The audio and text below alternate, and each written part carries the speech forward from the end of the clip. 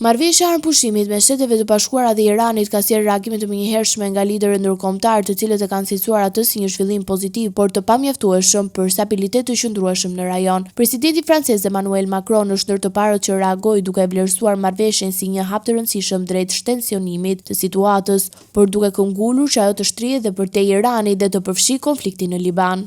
Është një rëndësi kyçe që armëpushimi dyjavor të përfshihet dhe ndalimin e sulmeve të Izraelit ndaj Libanit. Situata aty është kritike. Ajo që kemi parë në sulmet izraelite dhe pushtimin e jugut të Libanit nuk është përgjigjja e duhur. Qëndrimi i Parisit u mbështete nga Madridi zyrtar, ku autoritetet spanjolle e cilësuan të papranueshme vazhdimin e operacioneve ushtarake në Liban, duke e kërkuar mbylljen e të gjithë fronteve të konfliktit. Spanja e konsideron të papranueshme vazhdimin e pushtimit të Libanit nga forcat izraelite pas arritjes së marrëveshjes për një armëpushim dyjavor midis Shteteve të Bashkuara dhe Iranit. Të gjitha frontet e konfliktit duhet të mbyllen dhe këto fronte të përfshin edhe Libanin. Nuk mund të pranohet që të vazhdojë pushtimi i shtetit sovran si Libani. Kryeministri Pedro Sanchez e mirëpriti marrëveshjen, por paralajmëroi se ajo nuk duhet të përdoret për të justifikuar përshkallëzimet e mëparshme. Është një lajm pozitiv, por nuk mund të duartrokasim ata që kanë ndezur zjarrin e botës. Kancelari i Gjermanisë Friedrich Merz gjithashtu e përshëndeti armëpushimin në luftën në lindjen e mesme dhe bëri thirrje për një përfundim përfundimtar të konfliktit. Qëllimi tani është të negociohet një fund i qëndrueshëm i luftës në ditët të vijim, tha ai në një deklaratë. Kjo mund të arrihet vetëm përmes diplomacisë. Kryeministri i Mbretërisë së Bashkuar Keir Starmer ka udhëtuar drejt Xhirit për të zhvilluar bisedime me liderët rajonal në përpjekje për të siguruar që ngushtica e Hormuzit të hapet përgjithmonë pas armëpushimit mes Shteteve të Bashkuara dhe Iranit, njoftoi zyra e tij.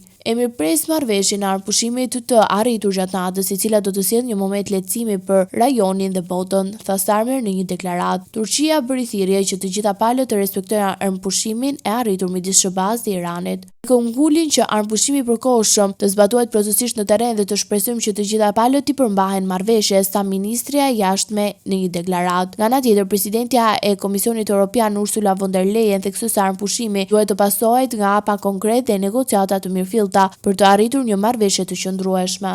E mirëpres armëpushimin dyjavor të arritur natën e kaluar nga SBA-ja dhe Irani, i cili sjell dhe shtensionim të domosdoshëm të situatës. Tani është thelbësore që negociatat për një zgjedhje afatgjatë të këtij konflikti të vazhdojnë. Ne do të vijojmë të koordinohemi me partnerët tanë për këtë qëllim. Ndërkohë, media iraniane raporton se kryetari i parlamentit është caktuar si kryenegociatori i Teheranit në bisedimet që pritet të zhvillohen në Islamabad. Nga ana amerikane, delegacioni pritet të drejtohet nga zëvendës presidenti JD Vance. Megjithëse marrëveshja e armëpushimit ka ulur tensionet në rajon, liderët ndërkombëtar theksojnë se sfida kryesore mbetet arritja e një zgjidhjeje gjithëpërfshirëse që të përfshijë të gjitha zonat e konfliktit dhe të garantojë paqe afatgjatë.